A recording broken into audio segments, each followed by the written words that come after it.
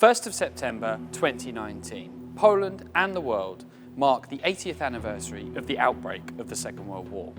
Yet the bloody, brutal battle for Poland is still little understood by the outside world. That's why I've come here to the extraordinary Museum of the Second World War in Gdansk, Poland, to talk to British historian Roger Moorhouse about a major new book he's published on the September campaign called Poland, First to Fight.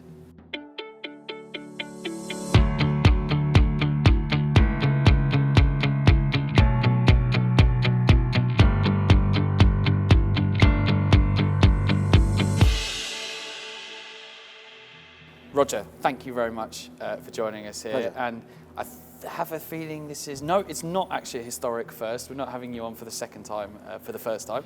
But you are indeed coming back. I watched our interview yesterday. Yep. I think you did as well. You were brilliant. Oh, thank you. So were you. Now, I'm glad we're meeting at this particular moment because you've actually written a book about a subject which should have had quite a lot of books written about it already, but hasn't. You'd think, yes. In a given, particularly for the British market, our collective obsession with World War II, you'd imagine that the opening campaign of that war would have had at least some in-depth coverage historically, but it's actually not the case, surprisingly. You present something, I think, right at the start, you say out of the average Second World War sort of, overall... Those sort of single volume, yeah. Several hundred pages long. There might be, half a page or something? Well, it's a bit more. It tends to be perhaps, you might get 5 or 10 pages, but most of that is actually about the agonies of Westminster politicians. And I think that the whole focus of the way we, as Brits, tend to view the war needs to shift in this sense. We think we are front centre in World War II, and actually we're rather peripheral, right? We play an important role, certainly, and there are moments when we are front centre, but we have to get away from our sort of parochial viewpoint of thinking that, our viewpoint, we see ourselves as being absolutely central, because in this case we're not. So if you view the September campaign from the perspective of Whitehall, then you're only ever going to get a skewed view of it, right? There's real fighting going on, there are real battles, and real people are being killed in Poland in '39, and we seem to have overlooked that entirely. The other point you make at the start, I think, is that from a Chinese or Japanese perspective, as the Second World War actually breaks out in '37, I thought, wow, I literally had not thought about it in that context. Yeah. So there's all these countries with these narratives going on and these experiences. Yeah, and I think most of them are very justified, really. And I think, from again, it's a very European perspective to think of September '39 as the beginning of the war. But it's justified. That's when when Britain comes into the war, 3rd of September, Poland and Germany, 1st of September. China and Japan have a different narrative, right? They were already fighting in '37, arguably before that as well. So that actually it's common sense. And the American view that their war starts in '41 is also common sense. Yeah. And everything before that is sort of a sort of peculiar prelude in faraway places that they couldn't find on a map. The one narrative that sticks out as being, I think, rather, the only word for it is mendacious, actually, is the Russian one, is the Soviet one. The Soviet narrative of World War II is that it begins in 1941 with the German attack on the Soviet Union, Operation Barbarossa, which of course whitewashes everything that happens between September 17th and arguably going back to the Nazi-Soviet Pact of August 23rd, 1939, everything that happens between then and June 41, which is a huge amount of action, right? I mean, the Soviets invade eastern Poland. They occupy the Baltic states. They invade and occupy part of Finland in the Winter War. I mean, there's an awful lot going on. The point is, it's with the Red Army and with Stalin's Soviet Union as the aggressor. So that's obviously why they want to whitewash this out of history. They only ever want to pose as the victim of World War II.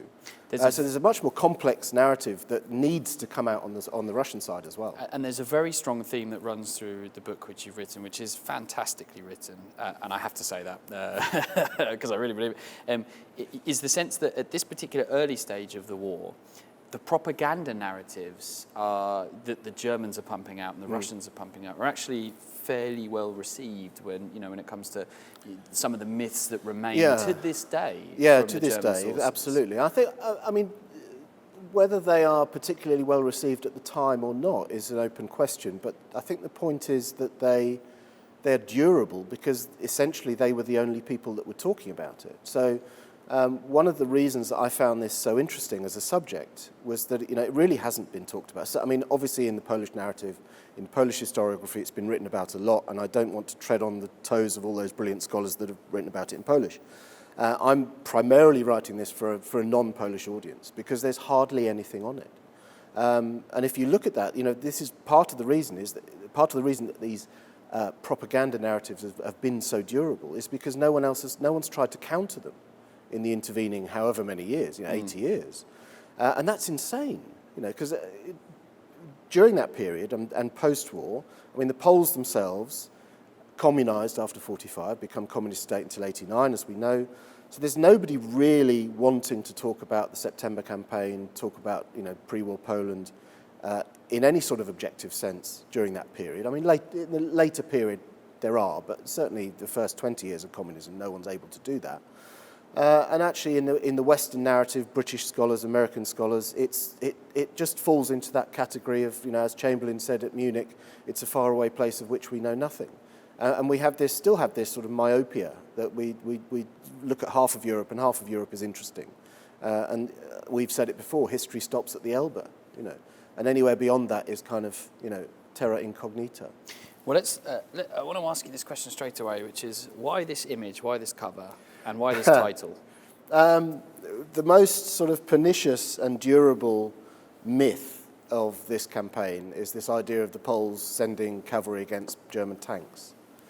And it's one that still, I mean, I've heard this from Polish friends of mine at home in Britain who say, well, their children are even being almost sort of taunted with this in the schoolyard. It's still prevalent. Really? Yeah, absolutely. And it's just the most bizarre thing.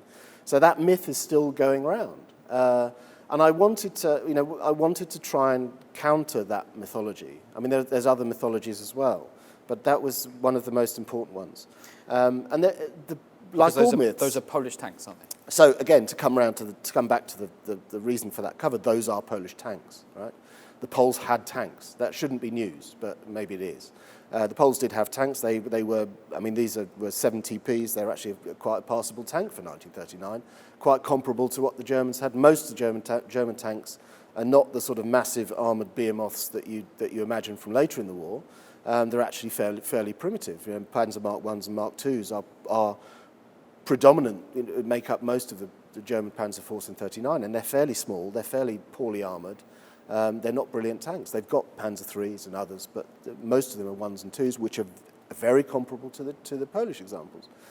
So I wanted to visually make that point, that actually the Poles are not these sort of primitive backwoodsmen riding horses.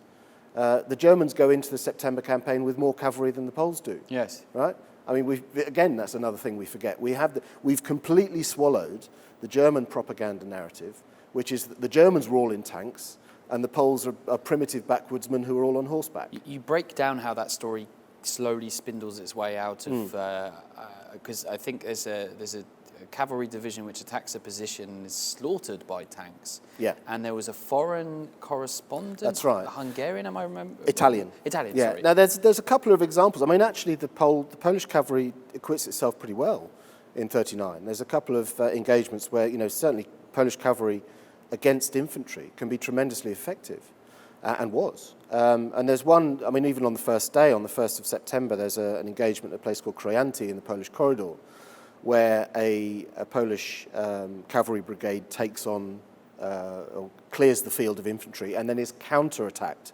by an armoured column and effectively destroyed. And this feeds into that narrative of cavalry against tanks. Perhaps it plants the seed.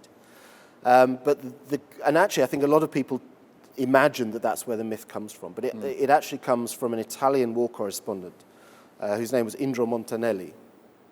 And he was present, he was effectively embedded with German troops. And he was present at one of the battles one of the engagements of the Battle of the Bzura, the main engagement of the September campaign. And he saw the aftermath of, a battlefield with Polish horses, dead cavalrymen and so on. And he kind of puts two and two together. And he writes a very emotive article, actually, which comes out in the Corriere della Sera, which says, and the title of the thing is the propaganda, but it's actually quite a sympathetic article. it essentially says these poor Poles, but the title is Cavalrymen against armour. And that's picked up by the Germans, and that's what's then run with. In effect, that gives the documentary proof that they can then run with that story in their own propaganda. And it becomes the overwhelming propaganda narrative.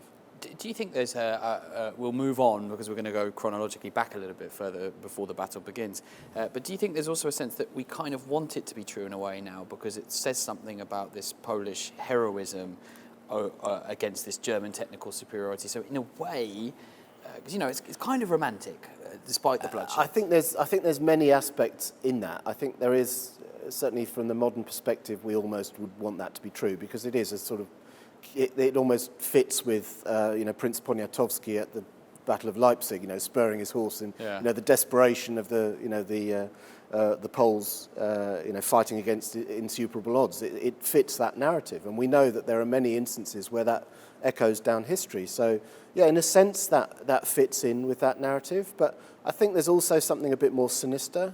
The cynic in you might say, maybe the British and the French, failed to counter that narrative because it fits their purposes. They failed to support Poland when they said they would.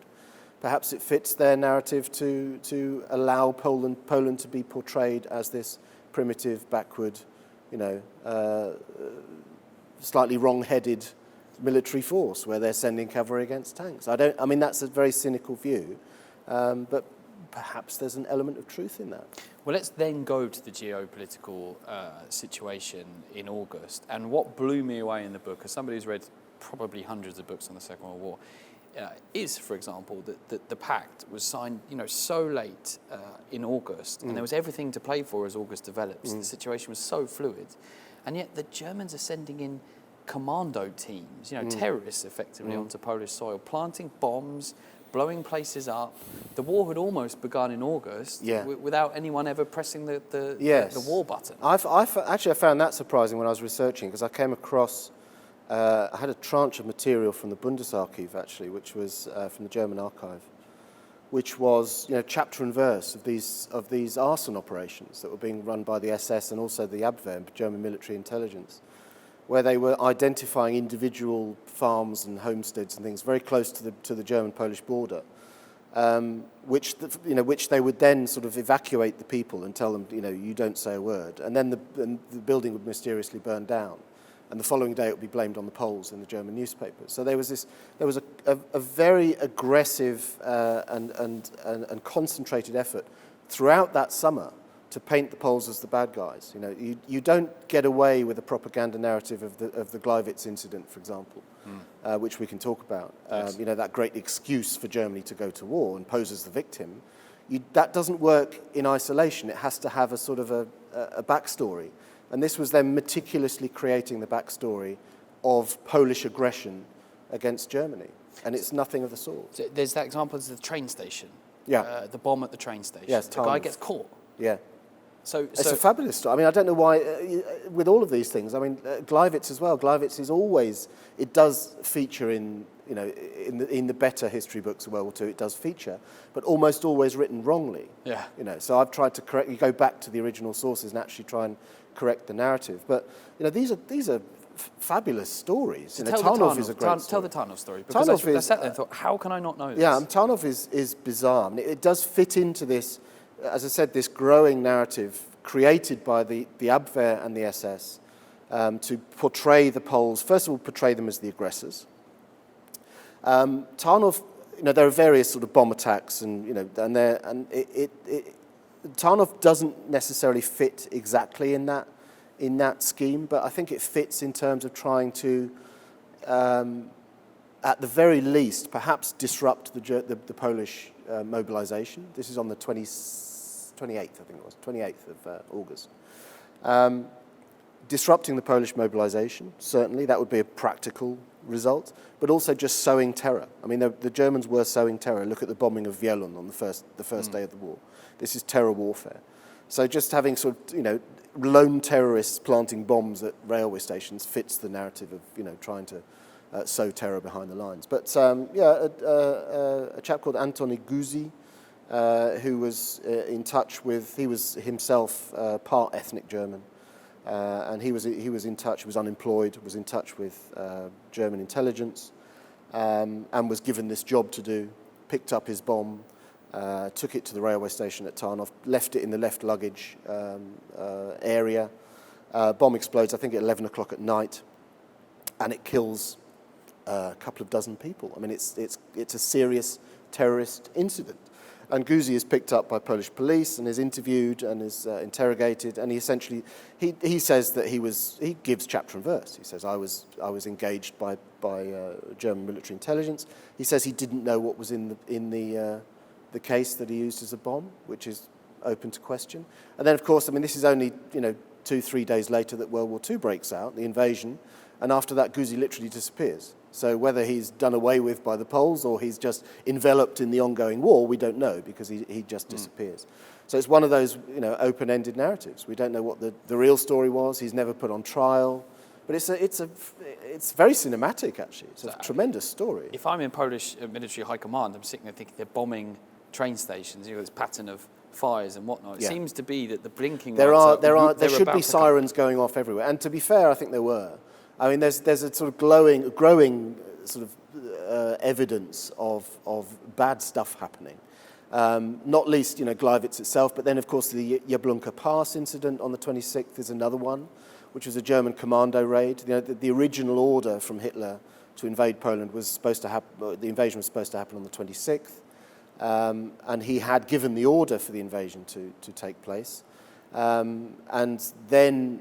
The news comes through of the Anglo-Polish military alliance, which was signed the same day, and he stays his hand and he says, no, we have to wait and see how this pans out, you see. But the message is not received by all of the units who have been given the order to go, and there's one particular unit of commandos which crosses the border down off the Polish-Slovak border then, around the Jablonka Pass, and takes a nearby railway station.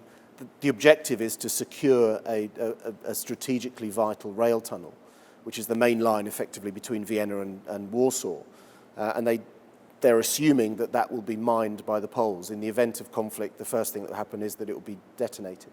So they want to secure it intact. So that's their job. The problem is that they go early, and that recall message from Hitler doesn't reach them.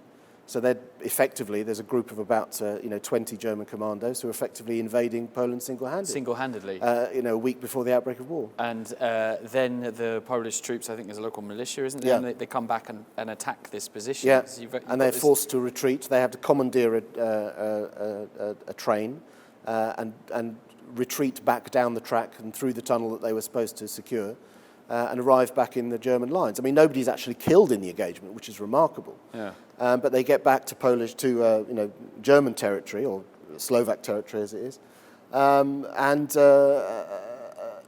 effectively then have to explain the situation away. And the local Polish commander calls his German counterpart over and says, "What's going on? Is this peace or war?" is the question.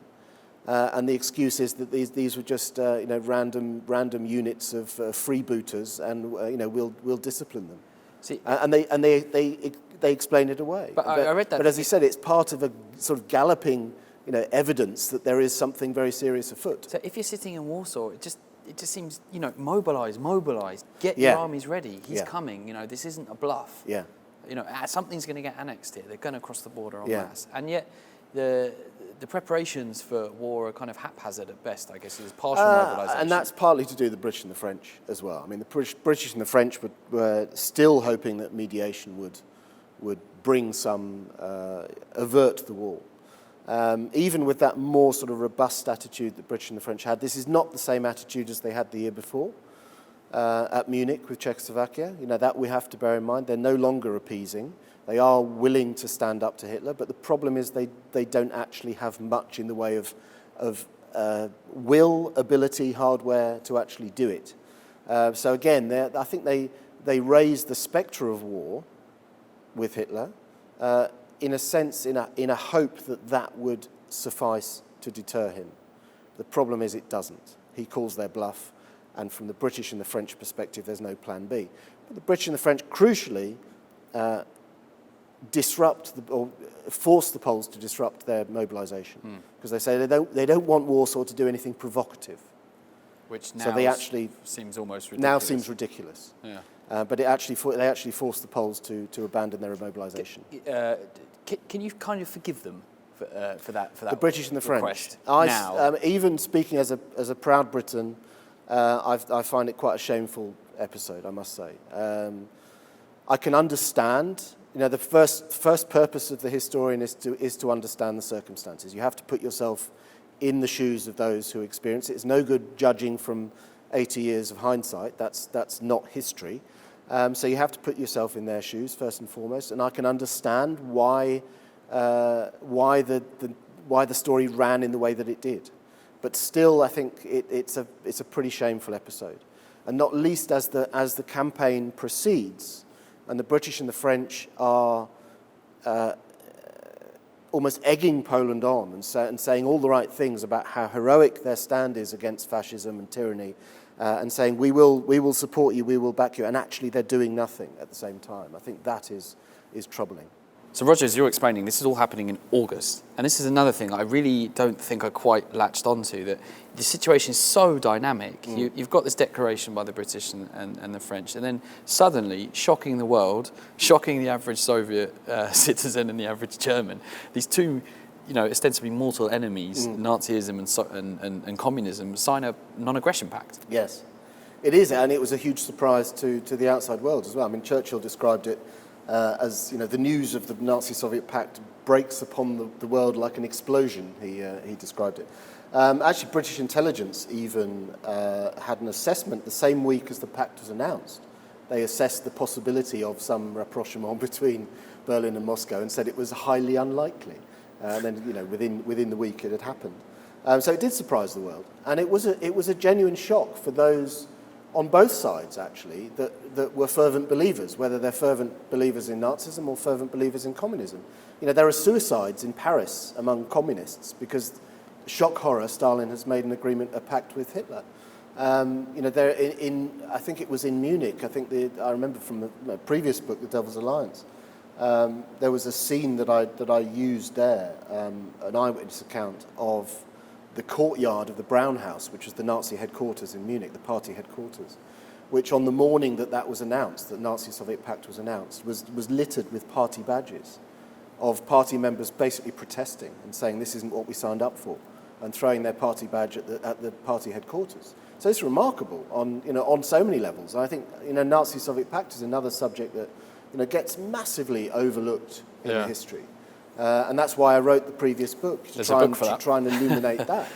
There's a scene where I think Stalin and Ribbentrop, the German foreign minister, they're carving the country up. Yeah. Well, that's later on. That's later on. That's in the Soviet-German Friendship and Cooperation Agreement, which title says it all, which was the 28th of September of 1939. So that's effectively closer to the end. But there is a secret clause. Absolutely, the secret protocol, which is effectively a divvying up of the spoils of the future war.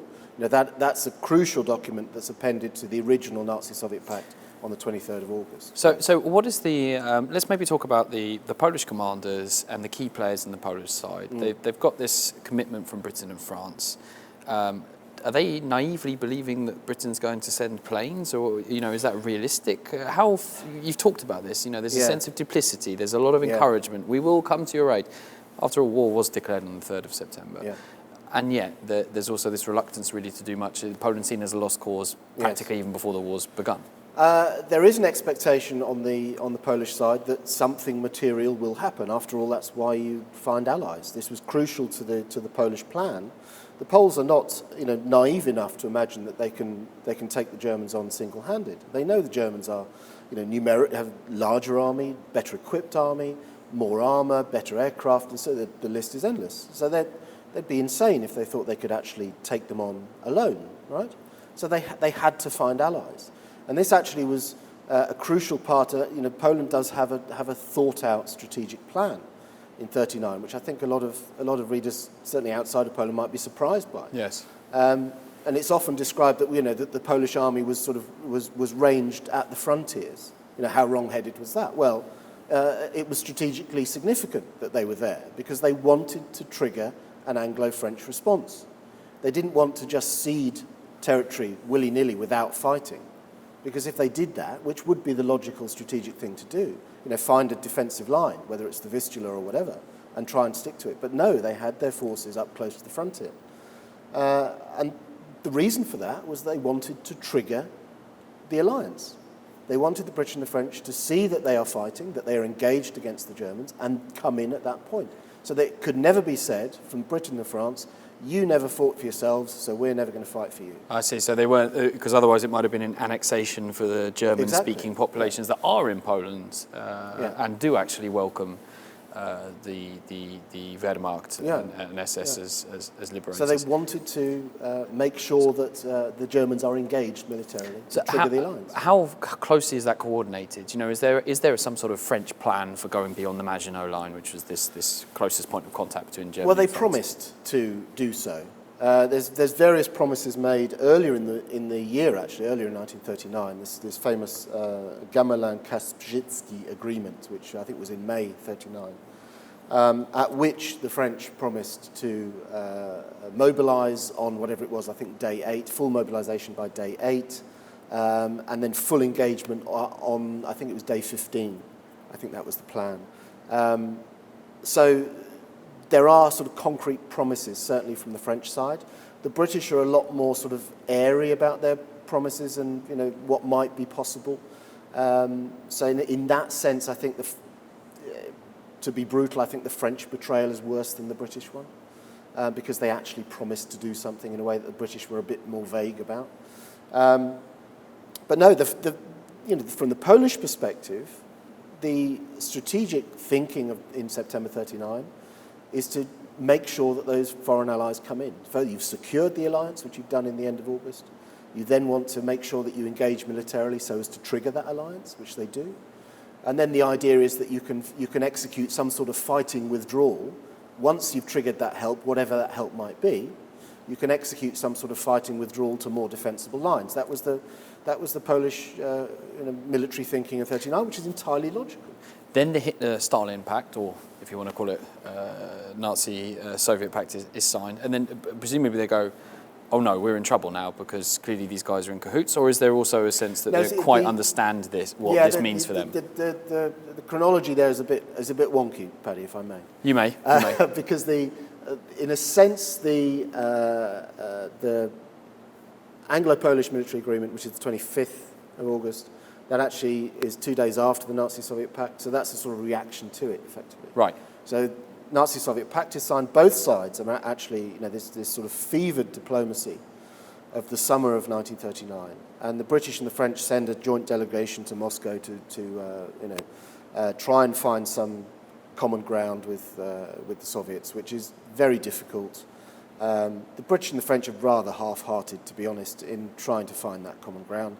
They don't trust Stalin, and you can understand why. The Soviet Union is a rogue state in the 1930s. Why should they necessarily trust anything with the Soviets? So I think to a large extent the British and the French are trying to use the spectre again of an alliance with an arrangement with Stalin to stay Hitler's hand, but it doesn't work. Let's engage in a little bit of what-ifery now. If the French had attacked that western front of Germany and moved into Western Germany, would they have been able to to strike a mortal blow at Nazi Germany? I think had they attacked with force, with some rigour and some degree of determination, which they didn't, is the subtext, then something might have been achieved.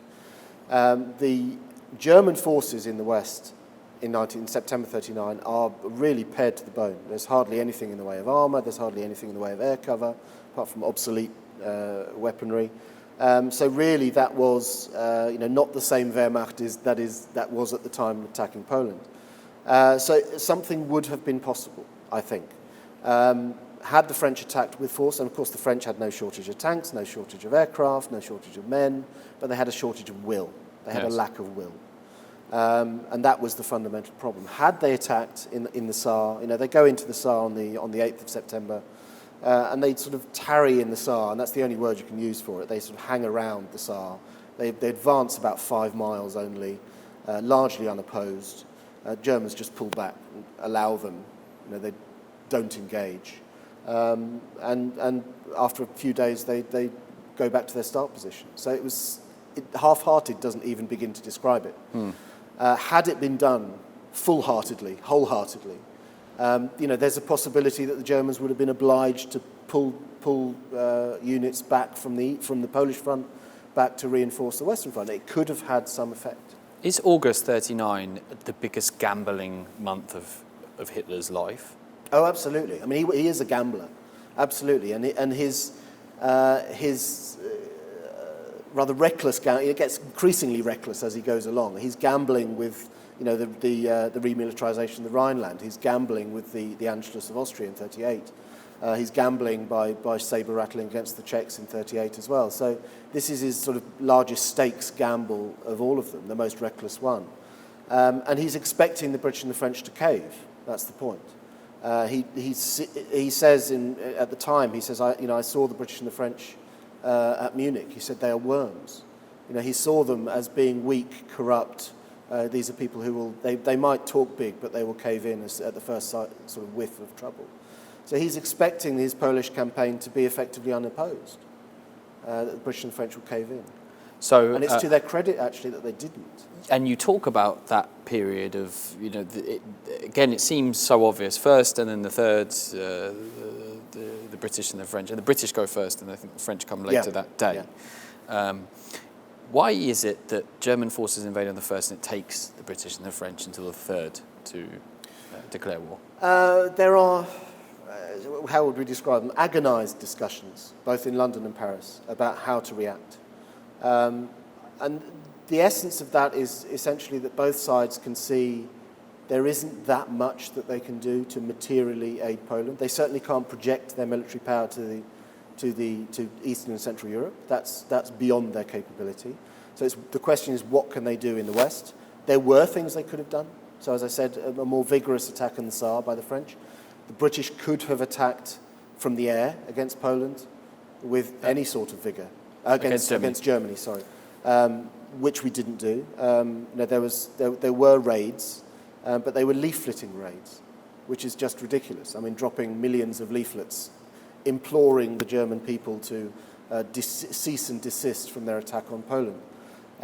We should have been vigorously bombing not only military targets, but even start. So they were in range. There were bases in Western Britain Germany, or in France, because there were RAF squadrons in France. You could have been bombing in northwestern Germany quite easily from Britain. That wouldn't be a problem. Okay, so I always thought they were light bombers, ferry battle bombers that can't. Ferry battle is not. We still had sort of Wellingtons and so on at that time, which Hamptons and that early class of bomber, which could have reached Germany and back quite comfortably. So, so the bombing of Germany was a reality, potentially. It's quite embarrassing, really, isn't it? You haven't pulled any punches. I think it is. Yeah, it is embarrassing. Yeah. So again, the French don't prosecute their Saar offensive with any vigour whatsoever. We don't start a bombing offensive with any vigour whatsoever. We bomb naval facilities at Wilhelmshaven and things like that. But again, that's really fighting with one hand tied behind your back. There's a great scene that I relate in the book, which is the Minister for Air in a cabinet meeting, and someone asks, why don't we bomb German armaments depots in the Black Forest, right? Surely that's a legitimate target. And the Minister for Air replies, goodness gracious me, do you not realise that's private property? Yeah.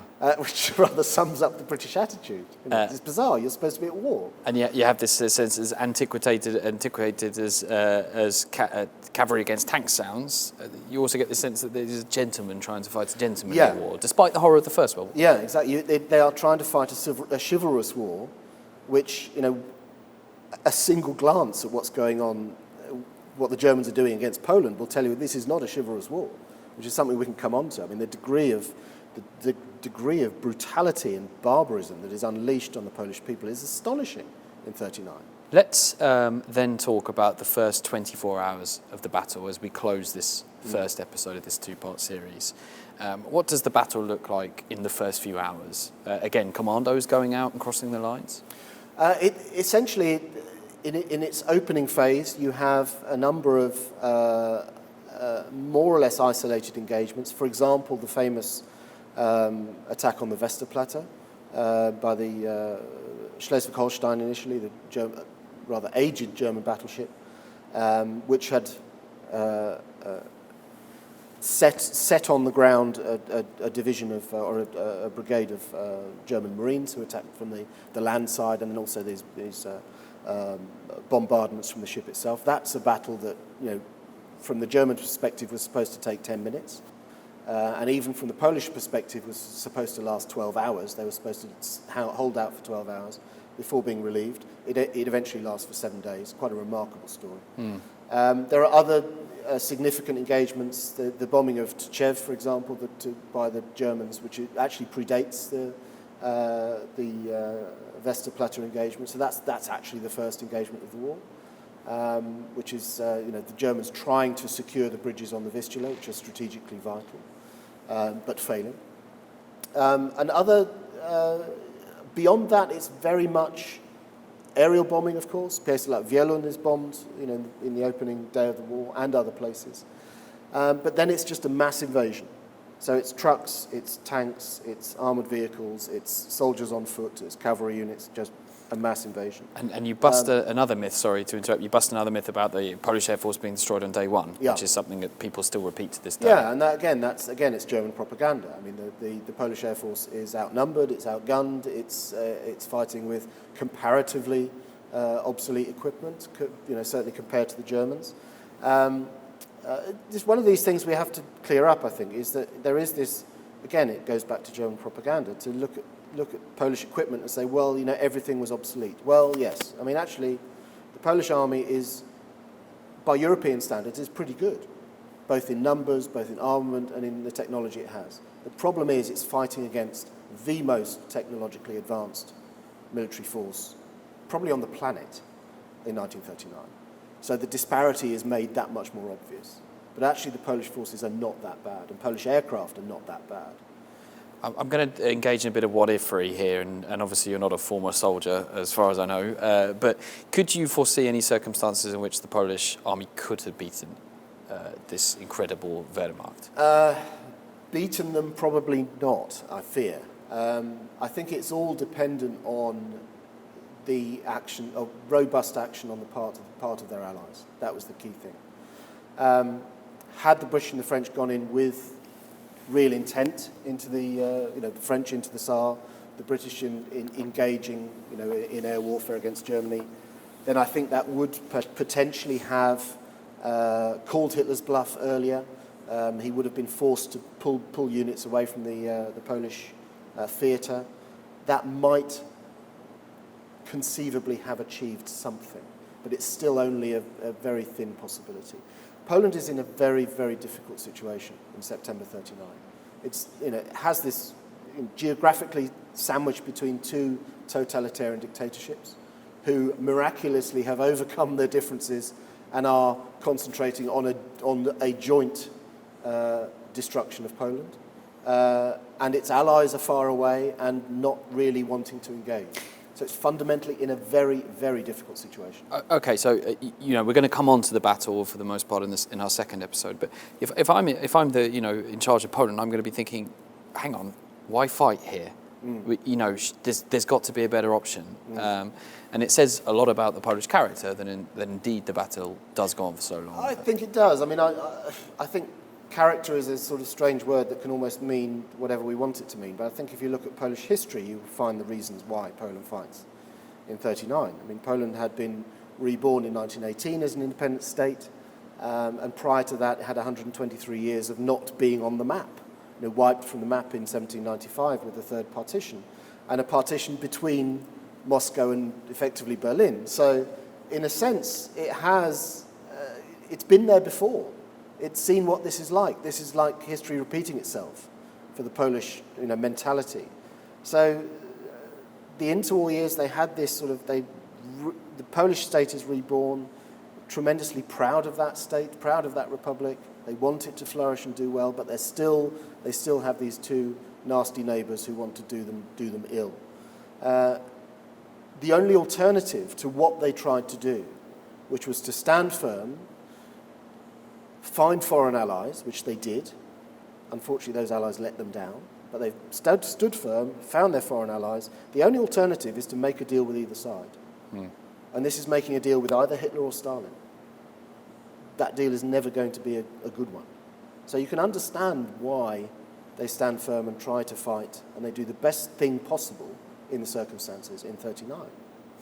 Well, I can't think of a better moment to finish episode 1, which is with exactly that dilemma that the Polish nation faces and the battle. This country going up against one of the most advanced, or if not the most technologically advanced militaries the world had ever seen at that point. And what would happen next would indeed shock the world.